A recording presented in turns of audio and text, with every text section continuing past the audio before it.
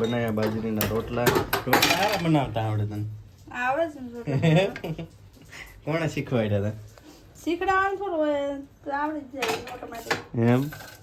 એમને બાજરીના રોટલા તો બનાવવા મુશ્કેલ હોય ને?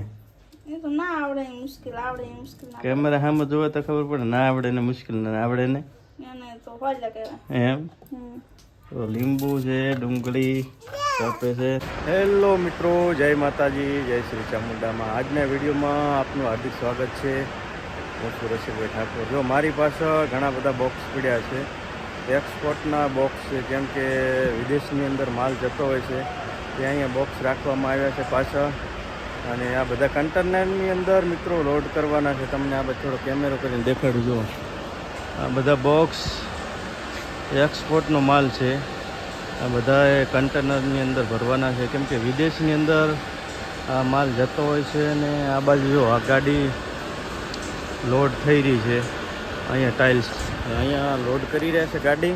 અહીંયા ઘણા બધા બોક્સો પડ્યા છે અંદર. અને આ બાજુ એક કન્ટેનરની અંદર શું આવ્યું છે એ પણ તમને દેખાડીએ.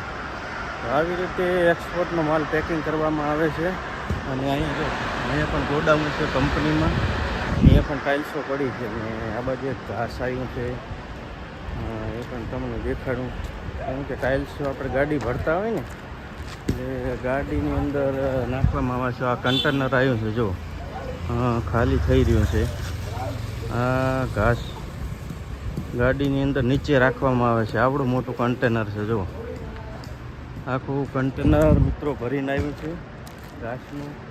કેમ કે ટાઇલ્સ તૂટે ને એટલા માટે નીચે રાખવામાં આવે છે. ગાડીની અંદર પહેલાં નીચે રાખી દઈએ પછી ટાઇલ્સને બોક્સ પેકિંગ કરવામાં આવે છે. તો આવડું મોટું કન્ટેનર છે. જો અત્યારે મારે જ આવું છે જમવા માટે. લંચનો ટાઈમ થઈ ગયો છે. ચલો જમી લઈએ. લાસ્ટ સુધી વિડીયો બધા જોતા રહેજો. અત્યારે પહોંચી ગયા છે જમવા માટે. લંચનો ટાઈમ હતો. કારખાનેથી જમવા માટે આવ્યો છું ઘરે. અને મારે ઘરના હું બનાવ્યું છે તે જમવાનું આજે કઢી બનાવી.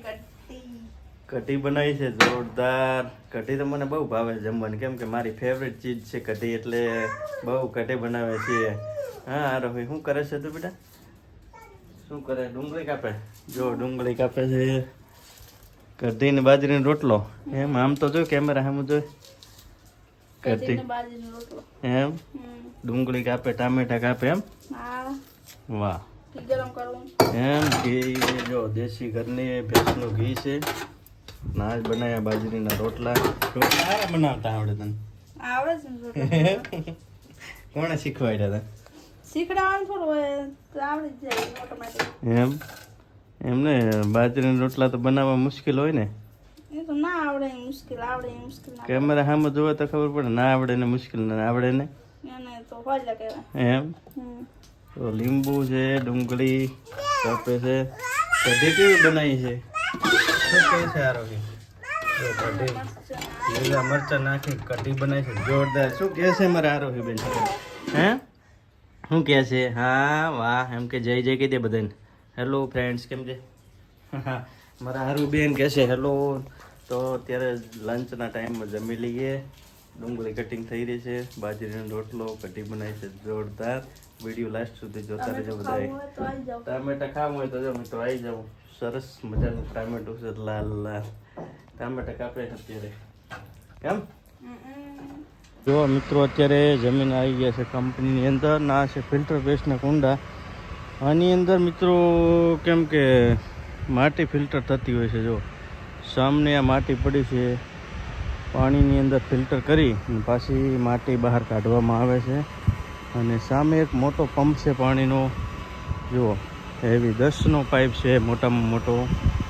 આવડો મોટો પાણીનો પંપ છે. આપણે ત્યાં નજીક જઈને તમને દેખાડું. સૌથી મોટામાં મોટો પાણીનો પંપ તમને દેખાડું અહીંયા નજીક. જો મોટો પાણીનો પંપ છે, 10નો પાઇપ છે. અને ફૂલ પ્રેશર આવે છે. પહેલાં 3 પંપ હતા પાણીના, કોઈ પાણી પૂરું પડતું નથી. આની મોટર છે 50 HP મોટર છે. ફૂલ પ્રેશર આવે છે. આપણે અહીંયા દેખાડો જો કેટલું પાણીનું પ્રેશર જઈ રહ્યું છે. હેવી પ્રેશર છે પાણીનું.